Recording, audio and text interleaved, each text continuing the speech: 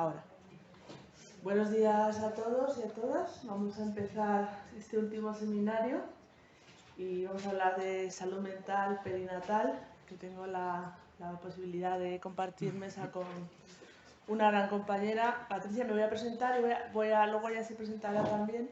Y vamos a contaros un poquito qué vamos a hacer hoy y para que sepáis un poquito cómo va a ser la dinámica. Yo soy Silvia García Esteban, soy peer-to-peer, que no sé, creo que nadie de aquí sabe lo que es. Soy agente de apoyo mutuo y significa que soy acompañante desde la experiencia en primera persona. Aporto mi experiencia en primera persona para acompañar compañeros. También formo profesionales desde la experiencia en primera persona y soy mediadora de lectura con personas con problemas de salud mental. Eso significa que hago grupos de lectura en centros de salud mental e instituciones de salud mental públicas en Madrid. Y también, bueno, pertenezco a la sección de psicoanálisis de la AEM y bueno, es un poquito mi recorrido y desde ahí voy a hablar. Pues yo voy a hablar desde la experiencia en primera persona. Vamos a dividir, digamos, estas 4 horas en varios tramos. El primero vamos a hablar cada una de una serie de cuestiones relacionadas todo con la salud mental perinatal, cada una desde su posición. Será como 1 hora cada una, más o menos hemos calculado. Después nos vamos a dejar 10 minutos de descanso, que ya serán 15, pero bueno, 15 como tope. Y luego vamos a tener, Patricia, una conversación en la que todos podemos participar, ¿vale? Para luego dejar también un rato para que preguntéis absolutamente todo lo que queráis. Entonces será un poquito la organización del día de la mañana de hoy, ¿vale? Entonces, bueno, sin más, le paso la palabra a Patricia, que va a empezar ella. Bueno, yo soy Patricia, ¿me oís? Sí. Soy Patricia Fernández Lorenzo, por honrar también a la madre. Trabajo en Asturias, soy psicólogo clínico, trabajo en una unidad de salud mental, un centro de salud mental que llamamos, con niños y adolescentes. Pero durante muchos años estuve en el otro lado, en adultos. Y ahí fue donde empecé yo mi curiosidad y mi recorrido perinatal, formándome.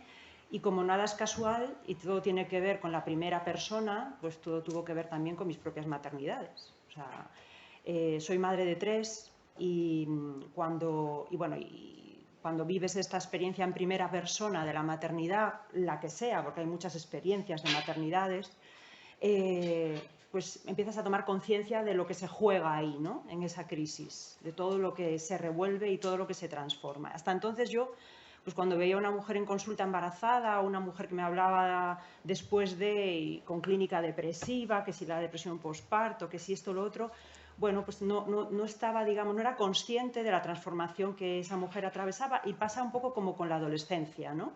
Que socialmente se habla de la adolescencia en negativo, pero luego no te paras a analizar lo que cabe esperar de positivo y de potencial en esa crisis. Bueno, entonces, cuando en agosto me llamaron para participar con Silvia, que me lió ella, pensaba que en esta época del año yo ya iba a estar recolocada y bien.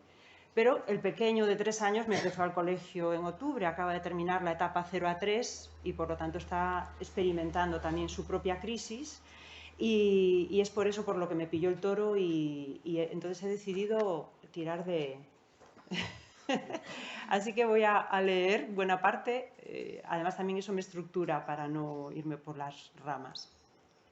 Bueno, el título que le puse es Maternidades, en plural, crisis y restauración, ¿no? Claro, ¿por dónde meter mano? Con todo lo que se puede hablar, dije, bueno, pues venga, vamos a enfocarnos un poco para generar un contexto de abrir boca y que cada uno se pueda llevar para casa, ¿no? Pues ideas sobre las que pensar o cosas en las que le apetezcan profundizar. Porque el tema de las maternidades no es un tema que estudiemos ni en la carrera ni luego en el PIR, a no ser que aterrices en un programa específico o que des con un adjunto que tenga esa mirada, ¿no? Entonces, bueno, ¿por qué maternidades? Porque no podemos reducir la maternidad a la generalidad de todas las mujeres. Lo que nosotras vamos a traer hoy es poner el foco en la maternidad, para no obviar que es la profunda repercusión de esta experiencia vital, tiene una profunda repercusión en lo físico. Hay conceptos maravillosos y superpoéticos como el de microquimerismos, que habréis oído hablar. Bueno, hablan de cómo las células, el ADN fetal pasa al torrente sanguíneo de la madre después del parto, a través de la placenta, y esas células con material genético del bebé y por tanto del padre pasan a engrosar supuestamente partes, el corazón, el cerebro, el hígado. Por eso la poesía al final siempre acaba siendo validada por la evidencia, porque eso de llevar al hijo en el corazón pues parece que tiene cierta verosimilitud con esto de los microquimerismos, ¿no? Hay un cambio físico profundo, no solo el cuerpo que engorda, hay un cambio psicológico, que ya veremos, ¿no? Un cambio de identidad, hay un cambio social. Muchas mujeres después de ser madres cambiamos de red de amigos, básicamente porque otra gente no nos aguanta, ¿no? Hablando de nuestras tonterías. Y hay un cambio también en lo espiritual. Hay mujeres que hablan de un cambio de prioridades, mayor conciencia, digamos, de planeta, de legado, de salud, de ecosistema, o sea, de medio ambiente. Hay unas posibilidades amplias, ¿no? Una profunda repercusión que se expande además más allá de la madre. Esa repercusión de la maternidad obviamente impacta en la criatura, en las criaturas, a lo largo del tiempo, ¿no? Va más allá, por esto que hablamos de que de como fuiste maternada va a ocurrir que maternas, ¿no? Hay una tendencia a repetir si no tomas conciencia, y ahí también entramos nosotros, con esas mujeres que tuvieron historias vinculares muy tórpidas y duras, cómo ayudarlas para que no reproduzcan, ¿no? Bueno, la frase de San Agustín, esta mítica de dadme otras madres y os daré otro mundo, que os sonará, ¿no? De toda la vida, a mí me deja como una sensación como madre de meca, menudas expectativas que hay puestas sobre nosotras, ¿no? Y yo creo que esto es un poco también lo que vemos en consulta, ¿no? Hay muchas expectativas puestas sobre las madres, ¿no? Y mucho de mandato sobre cómo tenemos que ejercer el rol materno, ¿no? Pasa como con los profesionales de la salud mental, ¿no? El mandato sobre nosotros de control también se exporta a las madres y lo hacemos nosotros muchas veces, los profesionales. No hay madre sin un hijo, sea este un hijo vivo, sea un hijo muerto, también son madres las que tienen hijos muertos, sea un hijo criado por otras, bien porque lo has dado en adopción, bien porque ha habido un vientre de alquiler en un contexto de marginalidad, con decisiones precarias en un momento difícil, por lo que sea, no hay madre sin un hijo, esté donde esté. Igual que no hay hijos sin una madre, porque todavía, por suerte, todos nacemos de vientre de mujer, o como cada vez más se está empezando a nombrar, de vientre cuerpo gestante, que es otro de estos nombrajos, ¿no? Que empiezan ahora a diluir el concepto de madre, ¿no? O pretender de alguna manera diluir esta identidad. Pero eso daría para mucho. Hablamos de maternidades en un foro de profesionales de la salud mental porque tiene una enorme presencia en la clínica, la maternidad, tanto dentro como fuera de las consultas. Estéis en infantil, estéis en adultos, esto es un tema transversal, ¿no? La madre está presente para bien o para mal, ¿no? En todos nosotros como una referencia y alguien también a quien culpar de los males del mundo o de mi propia historia, ¿no? A menudo, con causa o sin ella. Con justicia o sin ella. Sabemos del impacto de esta relación de apego, sabemos que es la relación de apego más significativa que establecemos en toda nuestra vida y que será además base para todas las demás, de cómo yo haya sido maternada o cómo hayan sido mis vínculos primarios. Ocurre, de acuerdo con teoría del apego, ¿no? Que cuando tengo un problema, sea un problema como madre o del tipo X, ya no solo es con los cuidados, pues que yo pida o no pida ayuda y de qué manera la pido, ¿no? El tipo de apego que haya construido con mi madre me lleva a resolver mis crisis de un modo u otro. Hay mucho conocimiento acumulado, lo hablábamos también esta mañana en el desayuno, ¿no? Se sabe muchísimo desde diferentes disciplinas que justifica que nos formemos en esto y que apostemos por cuidar la relación de apego más significativa, pero si bien nos toca reflexionar por qué aún con tanto que sabemos del peso de los primeros años de vida y del vínculo primario, por qué falta tanto por implementar en salud para cuidar a las diadas, de acuerdo a la evidencia acumulada desde tantas disciplinas, y sin embargo seguimos teniendo que explicar a los profesionales que no separen en la medida de lo posible al bebé de la madre, o que cuando hay una mamá adolescente que en principio ha dicho que dan adopción, los profesionales ya por decreto le facilitan las cosas para que no se vincule y ya lo dejan en nidos. Pero vamos a ver, si con todo lo que sabemos que a esa criatura ahí le estamos dejando privando de una oportunidad ahí de conectar neuronas y de activar circuitos que son la base de la resiliencia, esa que tanto luego nos gusta, ¿no?, promocionar. Y todo esto seguimos teniendo que decirlo, ¿no? Ya no es que no haya red de madres, ya no es que también que los profesionales de la salud mental no estemos a lo mejor suficientemente formados en esta crisis, sino que el sistema médico en todo su conjunto no tiene conciencia de lo que nos jugamos ahí, porque además como el bebé no habla y la madre está en una crisis que es el parir, ¿no?, pues tampoco está en condiciones de ponerse a reivindicar, ¿no?, ni sabe muchas veces por dónde entrar. Bueno, son tiempos, por lo tanto, de visibilizar, ¿no? Sabemos que son tiempos en los que estamos muy impregnados de derechos, de deberes, de reivindicar al padre en los cuidados. Si bien nuestra labor no es la de decidir las normas, sino más bien la de acompañar en procesos vitales. Nosotros somos acompañantes de procesos vitales desde el conocimiento de lo que implican a nivel biológico y psíquico estos procesos.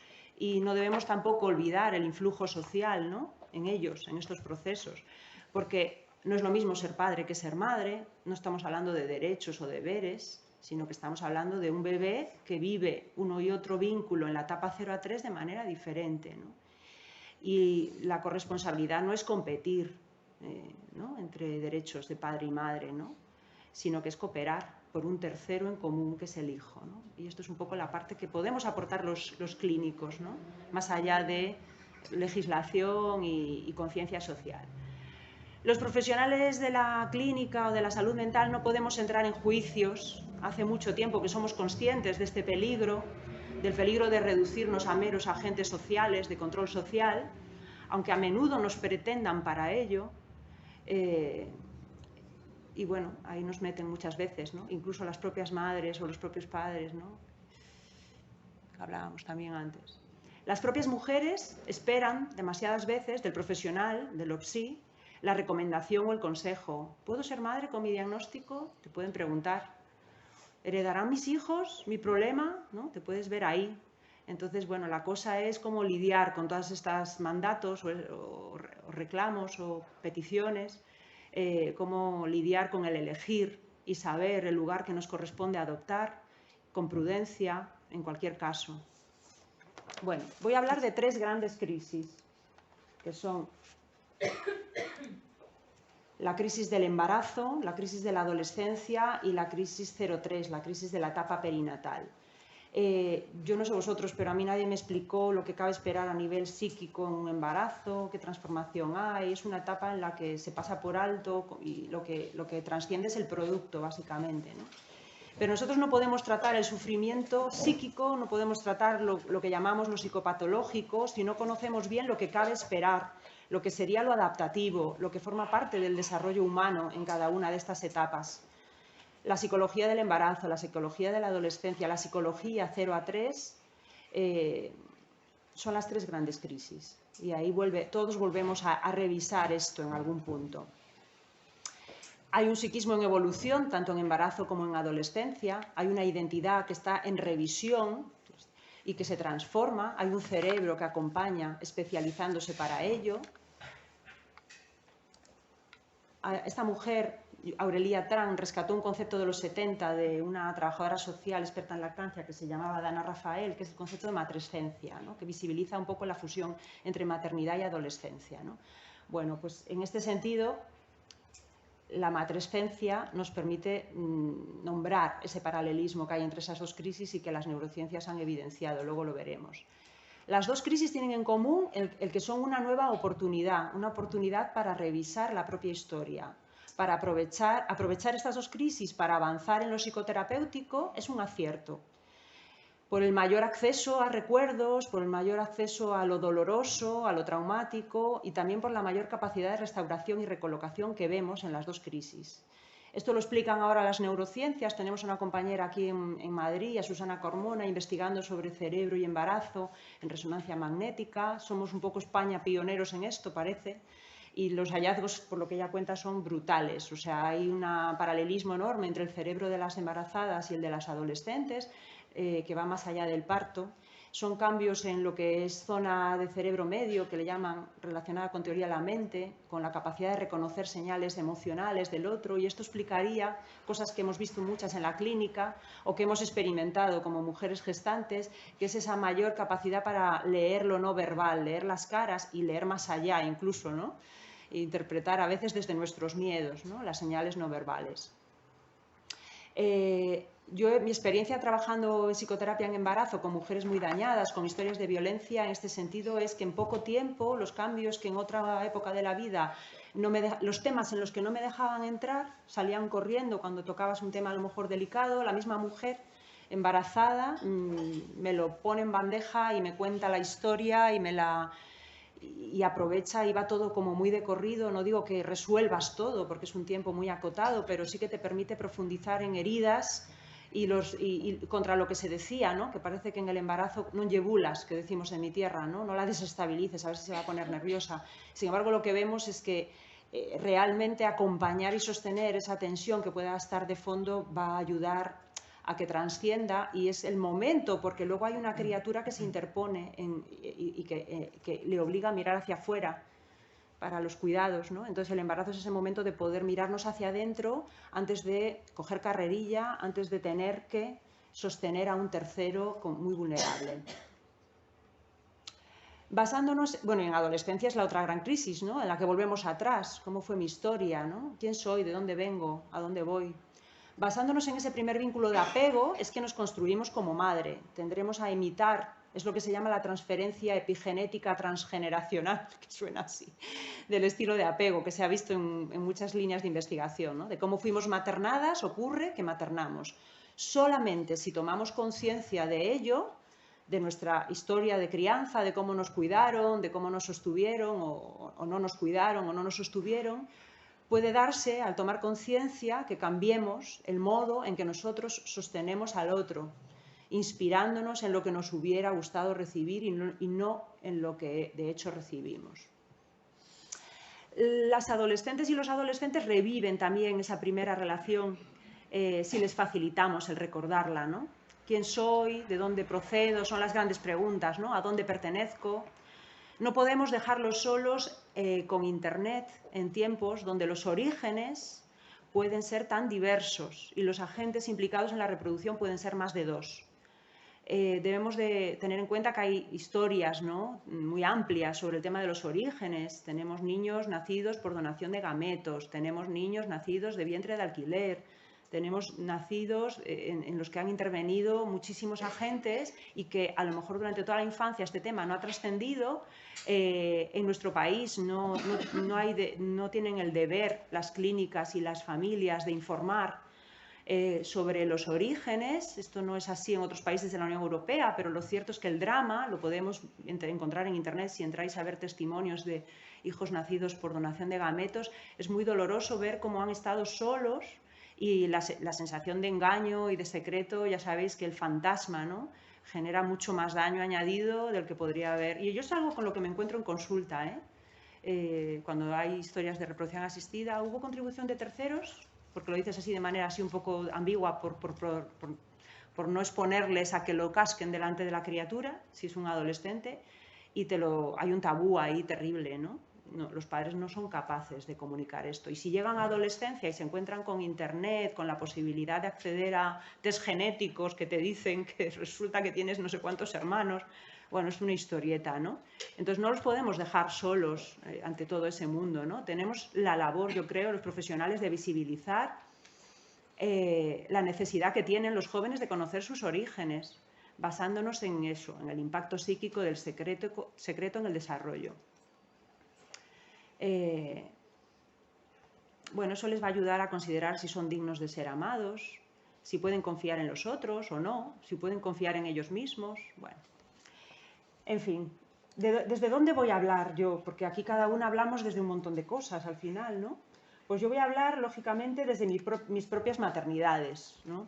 No puedo evitar hablar desde mis propias maternidades, en tanto estoy atravesada por ellas, por las que fueron hace tiempo, o sea, cuando empecé, las que son hoy, porque van evolucionando, ¿no?, la vivencia, la maternidad, También por las maternidades que una sueña, ¿no?, en su momento, o las que aspiras a construir cuando aún no tienes hijos y luego te topas con otras cosas distintas, ¿no? Las madres a menudo revisamos, ¿no?, lo que hubiera querido que fuera, lo que fue, lo que no fue. Y ahí entra también otra cosa típica de las madres, que es lo del tema de la culpa, ¿no?, el exigirnos o el evaluarnos por el resultado, ¿no? El hijo que resulta de nuestra tarea es como, digamos, el producto en el que muchas a veces nos medimos, ¿no? Hablo también desde la teoría del apego, ¿no?, también desde ahí, y os invito a profundizar ahí. Es una de las propuestas más completas que tenemos ahora en la psicología. Los estudiosos de esta relación íntima que se da entre bebés y madres siguen hablando, porque esto es más antiguo, pero se sigue hablando de corregulación como base de la autorregulación. De esto habéis oído hablar, ¿no? Lo que hacemos las madres es esto, acompañar a criaturas desde la corregulación, por lo tanto nosotros somos instrumento al servicio del bebé. Si nosotras estamos petadas, difícilmente vamos a ayudar a que el niño desarrolle la autorregulación, ¿no? Yo os invitaría a que buscarais, por ejemplo, en PubMed o en Instagram, gente que en redes publica. Por ejemplo, Susana Carmona, esta compañera que os decía que investiga sobre cerebro materno, tiene una página neuromaternal donde divulgan y comparten su investigación. Hay un neonatólogo que viene todos los años, Niels Bergman, que habla sobre el impacto del piel con piel en grandes prematuros, ¿no?, desde ahí, desde la neurociencia. Y también, bueno, eso, estamos siempre hablando de resiliencia, ¿no? También otro concepto de moda, pues qué pasa con el momento en el que eso se construye, porque la resiliencia no se pone desde fuera de adultos, esto viene de serie, ¿no?, de la etapa más temprana. Echadle un vistazo a la página 0 to 3 de Alice Lieberman, que también habla eso, nos recuerda el impacto de estos primeros 3 años de vida, o Alan Shore, sobre regulación emocional, construcción del inconsciente. Bueno, es interesante si os apetece. Desde la psicología del desarrollo, también es otro de mis referencias, ¿no?, para hablar desde donde yo hablo. Nos dicen que el desarrollo continúa a lo largo de la vida, que la maternidad transforma nuestra personalidad, nos convierte ya no en una, sino en una en relación. Muchas madres ni siquiera han llegado a ser una porque no han hecho, digamos, ese recorrido de la individuación, siguen a lo mejor muy vinculadas a lo que otros esperan de ellas. No solo madres adolescentes, yo me he encontrado a padres adultos que están muy impregnados todavía por el linaje familiar y que no toman decisiones propias, y de repente llega la criatura y hay una lucha ahí de poderes, ¿no?, sobre quién decide qué. Y bueno, ya si tienes una etiqueta de salud mental ya ni te cuento, ¿no? O sea, quién decide qué, ¿no? Entonces, por eso lo de una fase más del desarrollo donde dejas de ser una y te conviertes en una en relación a la criatura, y ese una a veces está muy en crisis, ¿no?, muy en precario. En torno a los 30 o 40, Erikson nos hablaba de la crisis de la generatividad, ¿no?, esa crisis que nos permite valorar cuál va a ser nuestro aporte a futuras generaciones, ¿no?, nuestro legado, ¿no?, aquello de obras son amores, ¿no?, que a su manera Erikson lo estaba planteando. Nos invitó, por lo tanto, a considerar la oportunidad de trascender a través de los cuidados y del amor. Y él habla no solo de la maternidad como una forma de trascender esta crisis, o sea, el legado puede ser implicarte en docencia, implicarte en lo social, implicarte en los cuidados desde muchos lugares, ¿no?, no solo la maternidad, pero es un poco importante para reflexionar sobre lo que se juega ahí, ¿no? Bueno, yo también voy a hablar de lo que aprendí de las otras mujeres. Las madres no escriben, están escritas, decía en su día, en los 40, Helen Deutsch, y por suerte, bueno, cada vez se está intentando, ¿no?, que las mujeres sí que escriban sobre sus propias maternidades, tanto en literatura, en poesía, como las profesionales, ¿no?, que empiezan a revisar su práctica desde otro lugar, ¿no?, desde el lugar de su experiencia materna, ¿no? Y ahí tenemos un montón de testimonios, ¿no? Fueron las clásicas en los 40, las madres psicoanalistas, Helen Deutsch, Vibring, Benedett, todas estas se atrevieron a explorar ese supuesto continente negro inexplorado y se atrevieron a decir que la maternidad era un revulsivo, que era un estado psíquico cercano a la locura, pero al mismo tiempo era una oportunidad de crecer. Bueno, visibilizaron un montón de cosas que siguen vigentes, muchas a día de hoy, ¿no?, desde distintas disciplinas, ¿no?, y ahí tenéis mucho para leer si os apetece profundizar. Yo aprendí además escuchando a madres como Silvia, y leyéndolas, porque hay cosas que solo la poesía te puede explicar y cuando estás así muy impregnada de cuidados y amor, la poesía te toca directa, ¿no? Mucho mejor que un artículo aséptico, pretendidamente aséptico. Bueno, mi base epistemológica es la sistémica. Estos son algunos de los libros, bueno, hay miles, ¿eh? Hace poco Rosa Montero, que la criticaron mucho en redes, decía que ya bastaba de literatura de maternidad, ¿no? Y hubo muchas que salimos ahí, bueno, salimos no, yo desde mi casita, claro, yo no salía a ningún lado, pero muchas, por suerte, alzaron la voz. Dice, pero no estamos hartos ya de literatura de la Segunda Guerra Mundial y seguimos publicando, pero ¿cómo que ya está bien de literatura de maternidad si sirve a quien lo escribe y llega, y hay tantas maternidades, ¿no? Y tantas experiencias? Yo he aprendido muchísimo leyendo literatura, que mucha está basada en la propia experiencia, y ahí solo van unos pocos títulos. Pero bueno, yo vengo de la sistémica, es mi base, soy terapeuta familiar, es mi base epistemológica, desde ahí trabajo. A menudo me olvido de los contextos, como todos, en tanto yo soy parte del contexto, entonces muchas veces se me va, ¿no? Y a menudo me veo atrapada también por el sistema, ¿no? Y necesito recolocarme y tomar perspectiva. Y por eso viene bien, ¿no? Salirse de ahí para verte desde más lugares. Conviene saber que la diada madre-bebé, que estaría en el centro, está en el centro, porque ahí empieza todo, todos los problemas de salud mental empiezan ahí. Hay que sumar al padre. El padre es una construcción social, ¿no? Está en la medida en que quiere estar, en la medida en que la sociedad lo visibiliza y hay una labor ahí social que hacer con la paternidad. Pero bueno, el padre hace de tríada, ¿no? Es necesaria para esa díada, para crecer, para salir al mundo. Con ellos, a su favor o en su contra, estamos los diferentes sistemas con los que se topan la díada y la tríada, el sistema sanitario. Yo nunca he ido al médico tanto como en el embarazo, nunca me han tocado tanto como en el embarazo, ¿no? Luego cuando pares ya todo eso se olvida ya. Mientras lleves al niño a las revisiones, todo lo que a ti te afecte no importa. Que habla mucho, ¿no? De lo que preocupa realmente, ¿no? Es todo el producto. Bueno, el mercado laboral también es otro de los sistemas que impregnan sobre ellos, que impactan sobre ellos, la escuela, ¿no? Y más arriba estaría lo que pasó antes, ¿no? Esa historia de pareja o esa no historia de pareja, de esos dos que se han topado a lo mejor una noche y que tienen un hijo, etcétera, ¿no? O esa mujer que está gestando sola un niño con donante de gametos que elegido a la carta en internet. O sea, hay un montón de historias, ¿no? Que están ahí de fondo en esa historia de vida de esa criatura, creando historia, ¿no? O lo que pasó en su genealogía, las cosas que están ahí, que se repiten, ¿no? A menudo en su relación más temprana. Y más arriba de todo eso, por fuera, estaría la cultura, la sociedad. Hoy está en crisis ese capitalismo que no acaba de radicalizarse, o los feminismos en constante alerta, constantemente amenazados, ¿no? Parece que el feminismo constantemente, los feminismos están siempre en lucha, ¿no? Por lo que ha sido siempre una amenaza de perder derechos, ¿no? Con todo esto es con lo que gestamos, con lo que parimos, con lo que criamos y con lo que vivimos las madres. Bronfenbrenner, que es el padre de la ecosistémica, nos recuerda ya en su día que hay contextos y que los contextos no son un mero fondo de pantalla. No podemos constantemente abstraer a las criaturas en desarrollo de los contextos para estudiarlas de manera aséptica y científica, porque eso es una fantasía que se nos metió en la cabeza y con la que todavía demasiadas veces seguimos funcionando.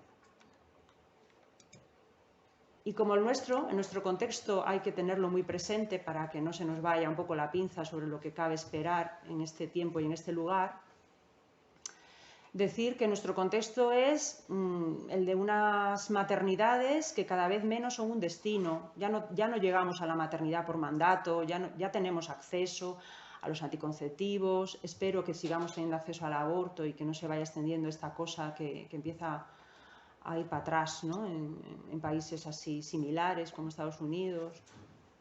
Bueno, pero sí, cada vez en nuestro contexto tenemos más la maternidad como opción y no como destino, pero también vivimos maternidades que cada vez son más un privilegio, y de esto denuncia esta periodista en este libro de este año.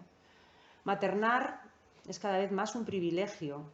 cuando se desea, no cuando te imponen, ¿no? Sino cuando deseas sostener la vida, dedicarle tiempo a la criatura, tener presencia, acompañar en la corregulación, esa que dicen todos los profesionales, que es tan importante en el 0 a 3, para que el bebé acabe autorregulándose y no venga a nuestras consultas con problemas de hiperactividad, atención. No os podéis imaginar la cantidad de niños disregulados que te pones a explorar en historia de vida con una madre que se siente cómoda para contarse, más allá de los hitos estándar, y te cuenta unas movidas de estrés brutal con las que esta mujer gestó y crió, que dices, ¿cómo va a estar este niño? Si partió de unos niveles, ¿no?, de estrés que probablemente alteraron, de acuerdo con programación fetal, de acuerdo con todo lo que sabemos, la capacidad de afrontar en este momento el mundo, ¿no? Niños muy disregulados. Pero bueno, el caso es que vivimos en este contexto, ¿no? Maternar cuando se desea es cada vez más un privilegio. Es incompatible con satisfacer al mercado, con satisfacer el hacer carrera profesional o simplemente con pagar las facturas a fin de mes, sin falta de hablar de autorrealización. Hay gente que tiene que ir a currar y no es un tema que le motive ni le mole, preferiría estar en casa con la criatura, por mucho que le digamos a esa mujer que estar en el mundo es genial, que lo es, pero en ese curro no es exactamente genial, lo que pasa es que lo necesita para, ¿no? Bueno, y si ya no es un destino, la maternidad, si ya no es un destino, si puedo ser más que madre, porque seguimos queriendo tener hijos, ¿no? ¿Por qué nos metemos en esto? ¿Por qué pagamos tratamientos y exponemos a nuestros cuerpos a llegar a los 40 después de haber estado años congelando óvulos, ¿no? ¿Por qué nos metemos? ¿Por qué tripitimos algunas colgadas, como yo?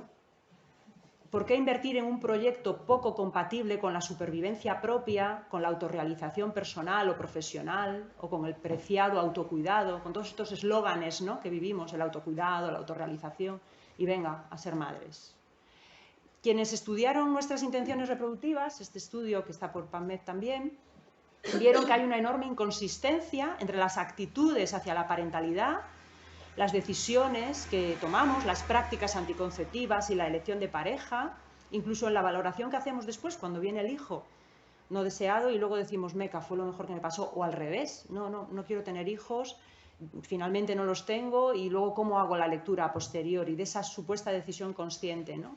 Pues somos parece que inconsistentes en todo este tema, o sea, como que no tenemos trabajado o elaborado convenientemente toda esta movida, que es decidir qué hacemos con esa libertad de ser o no ser padres y de qué manera. Bueno, escribimos Ivone Olza y yo este libro, y estudiando el tema del deseo, pues un poco lo que resumimos aquí brevemente para sintetizar, es que como tantas cosas, el deseo materno también es complejo. La realidad es compleja, ¿no? Y depende de qué, pues entre otras cosas, de la rica sexualidad y fisiología femeninas, porque al final la sexualidad de la mujer no es un escollo con el que tengamos que lidiar, sino que es algo que va más allá del poder embarazarnos o no, o sea, tiene mucho calado. La sexualidad femenina va más allá de poder ser o no embarazables una vez que tengamos la regla. A las niñas solo se le dice eso, pero hay más cosas en lo que implica de autoconocimiento, implica también de deseo materno. No es lo mismo estar ovulando que estar menstruando a la hora de cómo evoluciona esta cuestión, ¿no?, de manera corporal, de manera instintiva. También la propia psicobiografía va a influir. ¿Cuántas mujeres han criado a su prole de hermanos y deciden que ni de coña van a ser madres que ya lo fueron, por ejemplo, ¿no?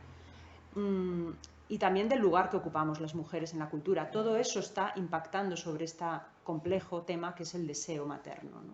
Por eso resulta tan difícil encontrar en investigación, ¿no?, las intenciones reproductivas. No siempre, todo va por lo inconsciente, ¿no?, a menudo. Bueno, me estoy liando. A mí me gusta mucho esta mujer, esta psicóloga reproductiva, la de la matrescencia, es académica, esta es de la Universidad de Columbia, y es como los americanos de acuñar conceptos, ¿no? Matrescencia, pues ahora ha acuñado el concepto de identidad reproductiva. En tiempos donde está de moda la identidad, ¿no?, y analizar y revisar la propia identidad, ella recuerda la importancia de acompañar a las jóvenes para que hagan una revisión de su propia identidad reproductiva. ¿Pensamos alguna vez qué queremos hacer con nuestro capital reproductivo? Acompañar a las jóvenes y a los jóvenes en ese propio y personal proceso identitario, en particular en algo tan central como es el qué hacer con la posibilidad de ser o no ser madres, antes que dejarlo al merced del paso del tiempo y con ello de la industria reproductiva, con el alto costo físico, económico y emocional que impone sobre el cuerpo. Porque cuando tú te presentas, pues sí, dices tu sexo, tu género, tu profesión, pero también una de las cosas que al final solemos ir a ello cuando nos presentamos, que deja una huella en nuestra identidad, si somos o no somos madres, sobre todo en la medida que avanza el tiempo, ¿no? Y parece que es otro tabú, ¿no? Parece que si las clases de educación afectivo-sexual incluyeran el empezar a pensar, ¿no?, sobre si algún día voy a querer o no ser madre o padre, parece que es como invitarles a ser madres jóvenes, ¿no? Es un poco como pasó en su día, como darles educación sexual con darla o no darla, ¿no? Parece que estabas invitando a los chavales al coito, ¿no? Y bueno, pues esto es otro de los tabúes, yo creo, porque al final la educación afectivo-sexual es hablar de relaciones, es hablar de respeto, es hablar de deseo, es hablar de póntelo, pónselo, pero también es hablar de, oye, ¿y tú algún día este tema, ¿no? Igual que les acompañamos en su perfil profesional, orientadores vocacionales, pues orientadores en este sentido. Y esto es lo que hace ella con educadoras sexuales en Estados Unidos. Bueno, venimos a ampliar la mirada, ¿no? Este es un poco el objetivo de Silvia y mío hoy. Y ese ampliar la mirada también es un poco volverla hacia adentro, porque el que mira también es parte de esa ecuación. Como profesionales somos instrumento al servicio de los cuidados de los más vulnerables. Debemos estar bien afinados para sonar bien y no dañar oídos y sensibilidades que de por sí ya están maltrechos a menudo. Ya vienen muy dañadas muchas mujeres, como para que sigamos, ¿no?, un poco ahí chirriando. Conocernos a nosotros mismos en nuestro propio bagaje, en nuestra propia herida perinatal, que todos tenemos en algún aspecto, seguir el rastro de nuestras huellas es una necesidad. El año pasado se presentó en San Sebastián este documental que os invito a buscar. La directora, se llama Maru Solores, explora en sus propias huellas, a falta de recuerdos de lo que fue la etapa 0 a 3, que no tenemos, pues exploran sus huellas. Os invito a entrar en la cocina, que sale en este documental, donde madre e hija se encuentran de adultas y a través de recuerdos de la madre evocan aquella relación temprana. Las preguntas que ahí salen son un poco cómo fue mi nacimiento, qué estaba pasando en la familia en este tiempo. Son preguntas que podríais explorar, hacer a vuestras madres, si las tenéis vivas o a quien haya podido estar allí. ¿Cómo fue mi crianza? ¿Qué recuerda mi madre o mi padre de mi historia de vida? Este es el trabajo personal que nos toca hacer a los profesionales, porque todos somos, aunque no seáis madres o padres, todos sois hijos y todos, por lo tanto, tenéis una primera relación de apego, ¿no?, que revisar por el impacto que tiene también sobre vuestra labor profesional y sobre vuestras decisiones vitales. ¿Cómo influye esa parte de mi historia en mí? ¿Y cómo influye en mi maternidad? ¿O cómo influye en la elección de profesión? ¿O en cómo yo trabajo y desde dónde, ¿no? Solo si respondemos a todas esas preguntas podemos afinarnos, podemos entender lo importante y acompañar sin añadir daño. Bueno, yo os invito a un ejercicio. Venga, va, vamos a estirar. Quien quiera, a ver, esto es una capa de cebolla, aquí lo vais a hacer de una manera muy superficial, cada uno en su intimidad, ¿eh? El ejercicio que os invito a hacer es el conectaros con alguna imagen de vuestra etapa bebé.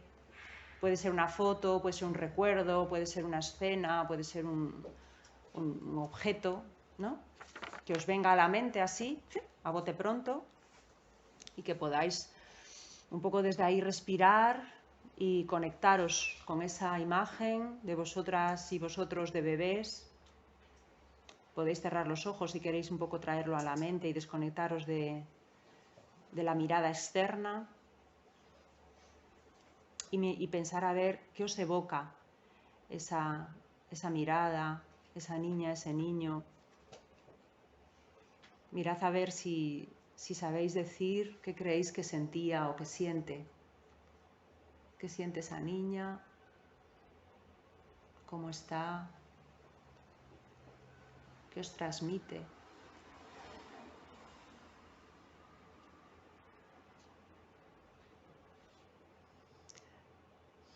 Merecería la pena dedicarle más tiempo y cada noche a lo mejor coger una foto de esa bebé y observarla y mirarla a fondo, pero a falta de ese tiempo ahora podríais explorar a ver qué os sale, qué os nace decirle, qué os gustaría decirle ahora a esa bebé, qué os gustaría trasladarle, transmitirle, devolverle. Querida bebé, ese es el ejercicio. Es un ejercicio que tiene, como no, mucha enjundia, ¿eh? Aquí no nos vamos a ir muy profundos en la madriguera, pero si esto lo hacemos a lo mejor cada noche, podemos darnos la oportunidad de acceder a una parte de nuestra historia de esta manera externalizante, ¿no?, que nos trae la fotografía. Bueno, ya no somos bebés, ¿vale? Se ha quedado atrás eso. ¿Y por qué elegimos esa imagen, ¿no?, que también es otra cosa? Yo cuando hice esto en mi formación, este tipo de ejercicios de exploración, ¿no?, ¿por qué cogí esa foto y no otra? Porque fue una cosa como así, ¿no?, que también conviene revisar, ¿no? Bueno, es esto, mi yo bebé se llama este ejercicio, ¿no? Este dibujo es de un libro que nos encanta a Silvia y a mí, que luego presentaremos en la parte de debate para que todos podamos proyectar lo que nos viene sobre estas imágenes sin texto, porque son imágenes proyectivas. El libro se titula Los pequeños, de Marian Fayol, y luego lo veremos, ¿no? Y esto son, bueno, una herramienta fantástica para grupos de madres, para grupos de adolescentes también. Bueno, la literatura. Aquí hay maravillas. A mí este libro me ha encantado. ¿Cuál? La mujer borrador. Y yo, fruto de 3 generaciones de madres deplorables, ¿qué oportunidades tengo de salir airosa? Debería estar inmunizada contra la maternidad, pero no, tuve que reincidir. Por ejemplo, esta es una mujer con una historia vincular dura, ¿no? En vez de crecer, vuelvo a ser niña. Otra vez me flaquea la madre. Años más tarde sigo levantándola del suelo, llamando a los servicios, recordando su propia historia, ¿no?, con su madre. Bueno, da para mucho, ¿vale? Pero no voy a entrar ahí para no quitar tiempo. No sobran voces de mujeres hablando de sus propias maternidades. Aquello de que las mujeres no escriben, están escritas, sigue pasando. Realmente a todas nos alimenta escuchar relatos de diferentes lugares, ¿no? También hay falta de relatos de paternidades, ¿eh? Hay poquitos, pero también merece la pena. Bueno, estamos hablando ya de cuidados. Los cuidados son cada vez más cuidados basados en el conocimiento del trauma. La guía NICE ya lo mete para que los profesionales de la obstetricia, matronería, todos los que supuestamente no saben de esto, que yo creo que nosotros también nos olvidamos, lo tengan en cuenta en su manera de hacer para no generar, ¿no?, más daño. Esto se pretende, vaya. Pero los psicólogos también olvidamos algo que a mí me encanta, esta frase de Sheryl Beck, creo que era. El trauma reside en la mirada de quien lo vive. Nadie puede decir si el hecho en sí es digno de ser traumático o no. Reside en la mirada. Los profesionales debemos partir de crear ese espacio de seguridad y confianza, de comprensión y escucha necesario para todo lo demás, para que la persona conecte con esa vivencia de lo traumático o no traumático. Bueno, ya para terminar, ¿qué nos dice la investigación en psicoterapia? A mí me gusta mucho meterme ahí. Es tan difícil, ¿no?, profundizar en esto, como hablábamos ayer, ¿no?, medir ahí es tan difícil. Pero gracias a estos de los factores comunes tenemos cada vez más desglose de cuáles son los ingredientes supuestos que pueden estar en todas las grandes escuelas, que puedan a lo mejor ser cosas a potenciar. Y lo que dice la investigación nos lleva a apostar por una práctica creativa, una práctica humanizada, que está de moda la palabra, pero es que al final es resumir lo que venimos diciendo, ¿no? Poner en valor a la persona del terapeuta, por su presencia y por su propio bagaje. El haber vivido experiencias en primera persona, las que sean, nos sirven para poder conectar, ¿no? Emergen las lecciones de Rogers otra vez con las relaciones humanas. Conectar no es conectarse como se requiere en tiempos tecnológicos, sino conectar. Vínculo, como decimos, vínculo terapéutico. Acompañar dando sentido a lo que está de fondo. Comprender las propias emociones, lo que a mí se me está atascando en este caso, y dónde a mí se me está, ¿no? Desde dónde estoy reaccionando, consciente o inconscientemente. Saber que están ahí mis emociones, transitarlas y poder acompañar a quienes más los necesitan. En definitiva, lo que hacen las madres cuando están corregulando. Y ya está.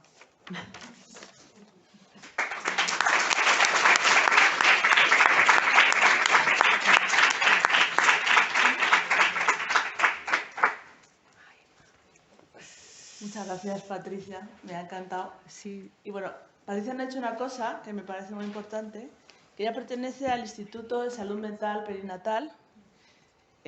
Allí la conocí. Colaboro con el instituto. Sí, colabora con el instituto, que bueno, si todas las personas que tengáis interés en formaros en el tema del perinatal me parece imprescindible. Igual que ha nombrado Ivone Orza, que me parece una figura imprescindible para entender la salud mental perinatal en este país. Y bueno, recuerdo que yo colaboré con ellas también un tiempo y hice un ejercicio que propusieron, ¿no? Que era cómo nos imaginábamos en el vientre materno, ¿no? Si teníamos algún recuerdo de ese momento, ¿no? Y yo, cuando hice ese ejercicio, me imaginé que era un bebé muerto, ¿no? Pensé que era un bebé muerto. Bueno, desde ahí voy a hablar.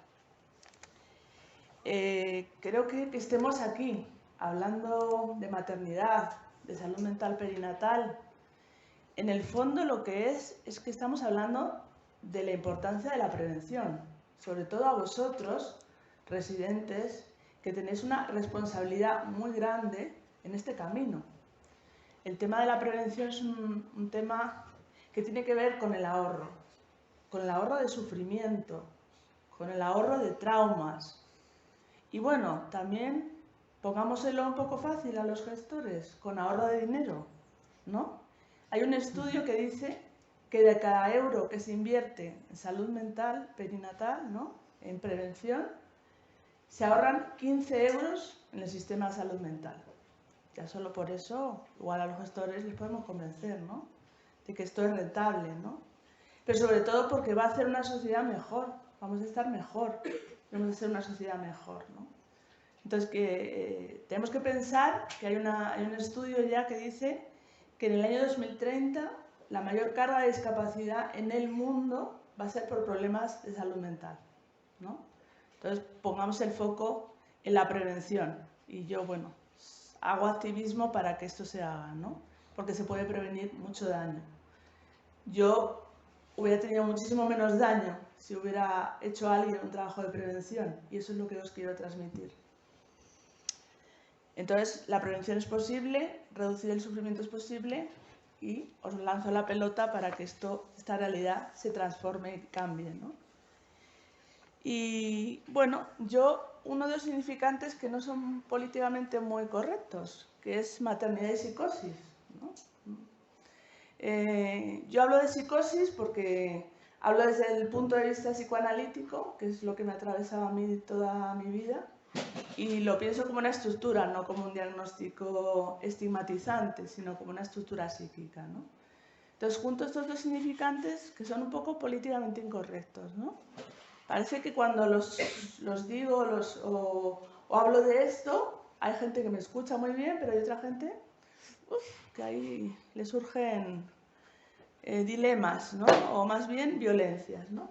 Y quiero poneros un vídeo para que lo veáis y podamos empezar a hablar de esto. ¿Me ayudas, Patricia? Sí. Es un vídeo que hice con Freda, no sé si conocéis un canal por internet que se llama Yo También. Y bueno, vamos a ver el vídeo y luego os cuento lo que pasó después Y también me gustaría conocer la opinión vuestra antes de empezar yo a hablar. ¿Se ve o habrá que apagar la luz? ¿Se ve? Sí.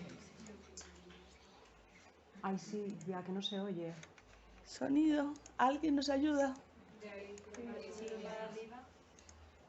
Pincha en el círculo y arrastra hacia arriba. En el círculo. Ay, era el A ver, volumen. Una persona con un problema de salud mental tenga hijos. Yo creo que si no hubiera sido madre, se hubiera dejado vencer por los prejuicios, no sería tan feliz como soy. Está apagado, sí.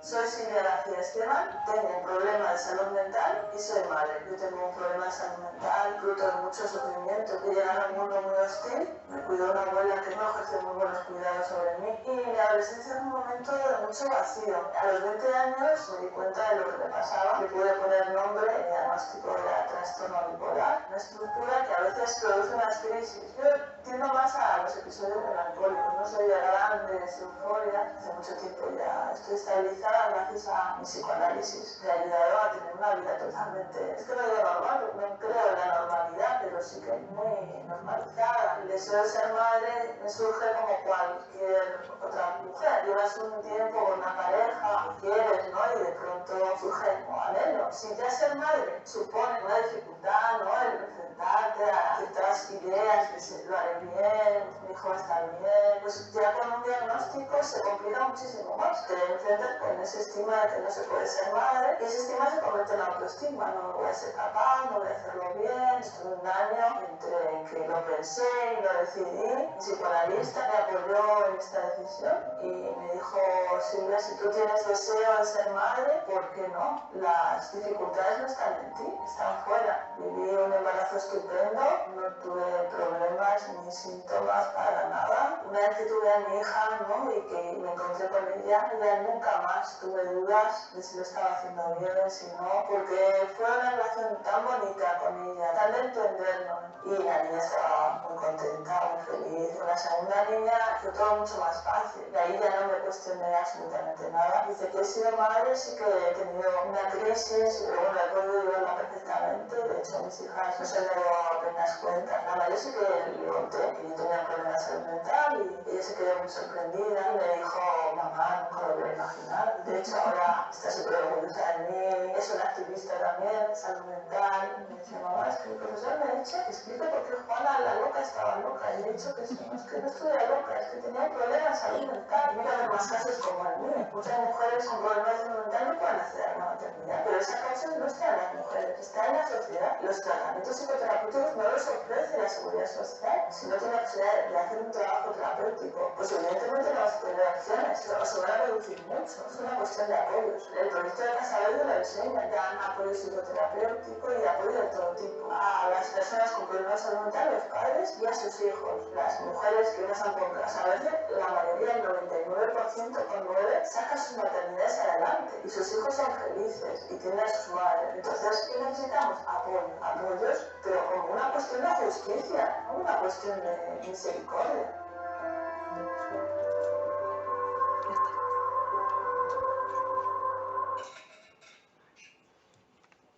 Bueno, ¿qué tal? ¿Qué os ha parecido el vídeo? ¿Bien? ¿Os ha gustado? ¿Sí? ¿Tenéis algún prejuicio respecto a la maternidad en personas con problemas de salud mental grave? En principio no. Yo creo que sí. ¿Sí? Bien, bien, hay alguien que lo dice. Está muy bien. La primera forma de romper los prejuicios es nombrándolos. Gracias por ser tan valiente. ¿Alguien? ¿Alguien más? ¿Alguien que quiera? Yo a priori tengo prejuicios con la maternidad un poco de todo el mundo, ¿sabes? Como esa desconfianza, pero mía propia, o sea, yo como individuo en primer plano. Ya. Sí, en primera persona. Sí. Ajá. No en primera persona porque yo tenga ningún diagnóstico ni absolutamente nada, sino la duda de la maternidad es como esta persona lo hará bien porque como que estamos atravesados, ¿no? Yo supongo que todos a la larga adquiriremos cierta deformación profesional de, joder, toda esta gente está tan mal porque algo falló, muchas veces en familias totalmente normalizadas, entonces, ¿qué está sucediendo? Y eso me genera como cierta... Por eso digo, a priori, enfermedad mental no es como una cosa que sume o reste, sino en general, en plan, ¿qué estamos haciendo mal? Tú estás, dices, preocupada cada vez que No que preocupada, trabajas con sino una que- madre, ¿no? Como no, que no te... preocupada, sino que parto de la desconfianza. Dice, Eso.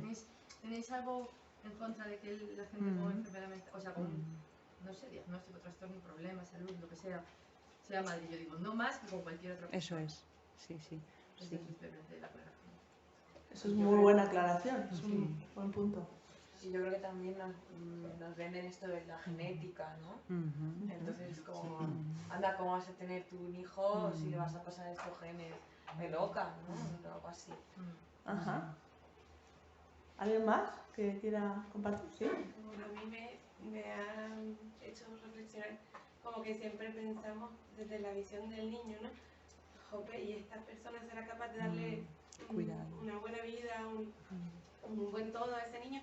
Nadie piensa en la mamá, ¿no? A lo mejor qué bueno puede ser para esa mamá ser mamá, para esa persona ser mamá. Y viéndote, no sé, lo pensaba, que no está el foco puesto nunca en la mamá, sino siempre en el niño. Qué buen comentario. ¿Alguien más quería ir por ahí? ¿Te ha parecido? ¿Sí? Yo no, que muchas veces también, y cuando ponemos el foco en la madre, lo ponemos como a veces que falla, ¿no? Ajá. Y a mí eso me ha pasado incluso como terapeuta y es algo que estoy trabajando, de hecho, ahora en mi propio análisis, ¿no? De por qué, o sea, por qué lo ponemos como toda la responsabilidad a veces en la madre y vemos al niño como que está a veces desprotegido, a lo mejor eso, que hace falta apoyo en la madre. Y eso me he dado cuenta, pero en cada sesión que he tenido con familiares, de que viene un niño a consulta y o viene con la madre o no viene. El padre no aparece, es muy raro que aparezca el padre en consulta, ¿eh? O sea, eso es muy simbólico también, ¿no? Y muchas veces la que viene, encima como inconscientemente, y yo lo he hecho y me arrepiento, por eso lo hago, pero es como, joder, qué mal está el niño, ¿no? Y aquí no se hace nada, pero ella es la que ha venido, ¿sabes? Entonces sí, es algo bastante curioso. A mí es un tema que me encanta, de hecho. Y tú no eres madre. No, de hecho yo estoy trabajando también eso, ¿no? Porque ya al final hay cosas siempre tuyas, incluso te marcan en tu propia terapia, ¿no? Sí, sí. Y yo lo estoy trabajando, yo no soy madre, pero me di cuenta de que yo me aliaba siempre con los niños, ¿no? Entonces algo pasaba ahí. Y yo creo que eso tenemos que ser conscientes de que a veces metemos cosas nuestras. Yo tuve que llegar a ser madre para darme cuenta de eso, que tú ya te estás dando cuenta ahora. O sea, que te felicito. Bueno, a mí me han ayudado, pero sí, es verdad, ¿eh? De que es súper simbólico y yo cada vez soy más consciente de decir, joder, vienen y muchas veces de poner, ¿no? También el foco a veces en que el niño necesita ayuda de sus dos padres y ahí se acaba la terapia porque no vienen más. O sea, que también pasa, ¿no? Pero siempre, y me da pena decirlo, pero el 95% de las consultas que vienen de infantil vienen con la madre. El padre no viene.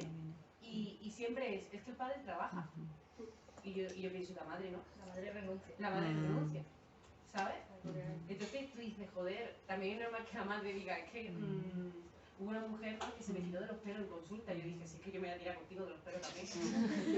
¿Sabes? Nos tiramos todas. Entonces es verdad que tú dices, tío, es que hace falta apoyo. A mí me ha encantado el vídeo, porque es que pienso que es cierto, es que hace falta apoyo en la maternidad. Hay mucha maternidad en solitario todavía. Sí, pero yo creo que incluso las leyes, por ejemplo, cuando se equiparó, que yo sé que esto es un melón muy polémico, ¿no? Pero voy a tocarlo así como por encima. Cuando se equiparó como las leyes de la baja de maternidad-paternidad, que para mí siguen siendo claramente insuficientes, teniendo en cuenta, bueno, todo eso que ya sabemos, ¿no? Claro, la gente es como, no, pero el padre también se le da 4 meses, y claro, yo pensaba para mí, bajo mi perspectiva, es como, es que la baja paternal, o sea, de ese padre, no es para cuidar al niño, es para cuidar a la madre. O sea, que, ¿sabes? O sea, esa es como la visión que yo tenía en mi mundo de Yuppie, ¿sabes? Porque yo cuando decía antes, desconfío, no es que desconfíe de la madre, es que desconfío como de ese entorno, ¿sabes? Porque la madre es un eslabón como principal, no en esa vía, del inicio, lo que decía el terapeuta y tal, pero que al final, si hay un fracaso para con el niño, es un fracaso de todo el entorno, ¿no? Y claro, yo decía, claro, es que si el padre coge la baja de 4 meses y se va al bar o dice que hace muchísimo porque friega los platos, chica, a mí no me estás ayudando. Yo quiero, ¿sabes? En plan, o yo querría, o en mi ideal sería como ese padre dedicándose en exclusiva a esa madre para que pueda recuperarse y más, ¿sabes? En plan informar. Antes de que entre como tríada en las, ¿sabes? En la formación de esa vinculación. Igual yo me estoy lanzando el piso. Bueno, otra vez más que felicidades. Aquí hay muy buen material. Madre mía, o sea, acabas de decir algo que efectivamente, o sea, este señor, las bajas paternas son para cuidar a la madre, porque a su vez la madre es la que espera el bebé recibir, o sea, de quien espera el cuidado, no porque el padre no sea importante, sino porque en esta fase lo que ella puede darle no se lo puede dar él, que es primera figura vincular, luego se suma al padre. ¿Y qué hace este señor? Cuidar a la madre. Guau, eso es revolucionario, ¿sabes? ¿No? Yo también quería comentar lo que decía antes la compañera, ¿no? Que es que siempre se culpa a las madres, ¿no? Y los padres no están por ahí, ¿no?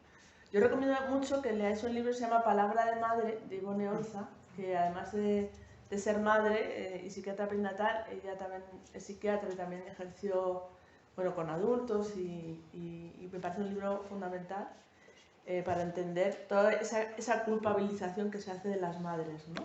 De la sociedad las culpa, nosotras sentimos culpa porque nunca es suficiente lo que hacemos, ¿no? Y todo ese tipo de reflexiones me parece súper interesante, ¿eh? El tema de que los padres están ausentes pero no pasa nada, ¿no? Pero la culpa es de la madre, ¿eh? La madre en el centro, ¿no? Y bueno, yo os he traído este vídeo no solamente por introducir un poquito el tema y mi discurso también, ¿no? Sino para hablar de estigma, ¿vale? Porque este vídeo, no sé, me parece bonito, ¿no? Me parece un poco una mirada luminosa, ¿no? Bueno, tuvo como unas 40.000 visualizaciones este vídeo y unas aberrantes comentarios de todo tipo que se os pueda ocurrir. A los enfermos mentales os deberían quitar a vuestros hijos siempre. Habría que preguntarle a sus hijas si de verdad están bien. Esto se hereda, así que dejar de hacer daño a vuestros hijos. Otro comentario que fue muy interesante fue: esto lo dice porque está de subidón, de su trastorno bipolar, y entonces por eso dice estas cosas, pero la realidad es otra. Y bueno, yo, la verdad, estoy un poco acostumbrada porque ya me pasó en una entrevista que nos hicieron en Casa Verde, que os recomiendo este proyecto muchísimo. Casa Verde es un proyecto que tiene Fundación Manantial, que acompaña a madres y a sus hijos con psicoterapia para madres y para sus hijos, con apoyos reales también. Y bueno, me parece un proyecto muy interesante, ¿no? Y también 100 comentarios de barbaridades, ¿no? De la gente en común. Entonces, no sé, me hace plantearme preguntas. Sobre todo me hace plantearme también esta virulencia, o sea, esta agresividad. Y yo lo único que pienso es, deben estar muy dañados, ¿no? Para hacer este tipo de comentarios tan violentos de un vídeo en el que se habla de amor, se habla de maternidad y se habla de todo esto, ¿no? Entonces, me hace pregunta, ¿no? Y quería poner encima de la mesa el estigma que tenemos que superar para ser madres, ¿no? Parece que tengo una psicosis y soy madre. ¡Buah! Ya o sea, la sociedad se puede permitir decir cualquier cosa sobre mi maternidad sin conocerme, ¿no? Es un poco bestia, ¿no? Por tener un diagnóstico, ¿no? No sé. Hay mucha gente sin diagnosticar por la calle, ¿no? Pero parece que no. Dices estas dos cosas y vas a ser una mala madre, ¿no? Entonces, cuando empiezas a pensar en la maternidad, claro, por un lado a veces los profesionales hacen cosas terribles, como decir a las mujeres que no pueden ser madres porque tienen una psicosis. Como decirles mentiras, como por ejemplo que la medicación es incompatible con el embarazo, ¿no? En el instituto hay un montón de psiquiatras expertas en perinatalidad y expertas en psicofármacos para el embarazo, ¿no? Quiero decir, eso tampoco es verdad. Acabamos de salir hace año y poco, creo recordar, de la esterilización forzosa de las personas con discapacidad. Quiero decir que pensamos que somos una sociedad súper avanzada, pero ojo con lo que hacemos, ¿no? Psiquiatras que prohíben a sus pacientes ser madres, ¿no? Uf, no sé, pero si ya la maternidad es una cosa compleja, ¿no? Porque tienes la pregunta esta de, ¿no? ¿Lo haré bien o no lo haré bien? de pronto tienes que enfrentarte con toda la presión social, con la presión de los profesionales de salud mental que a veces hacen barbaridades en la clínica, ¿no? Desde una superioridad que no sé de dónde se sale, ¿no? Y bueno, tenemos que enfrentarnos a este estigma. ¿Qué pasa? Que el estigma social, todo este estigma que nos cae encima, se convierte en autoestigma, ¿no? Porque cuando hablan de autoestigma me parece muy gracioso, pero es que la autoestima no viene de la nada. A mí no me ha caído un rayo en la cabeza del autoestigma, ¿no? O sea, el autoestigma viene del estigma que hay en la sociedad y de todas las críticas, ¿no? Todo lo que se piensa sobre las personas con problemas de salud mental. Y creo que además la institución psiquiátrica también parte de esa premisa, ¿no? De que somos violentos, por ejemplo, ¿no? Cuando es una realidad que es falsa. Somos 5 veces menos violentos que los que se llaman normales, aunque yo no conozco ningún normal, no sé si vosotros conocéis alguno, pero somos 5 veces menos violentos que las personas normativizadas.